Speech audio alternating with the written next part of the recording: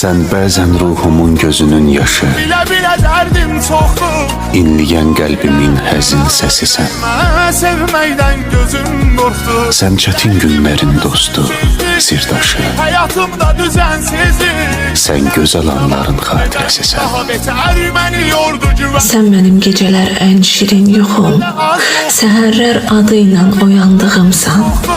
Vurdun elə, Sən mənim həyatda tək həqiqətim, gözüm bütün varlığımla inandığımsan.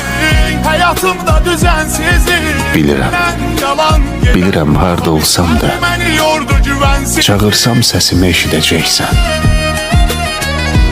Sən mənim yeganə ümid yerimsən. Sən axı milyonlar içində təksən. Sən mənim yeganə ümid yerimsən.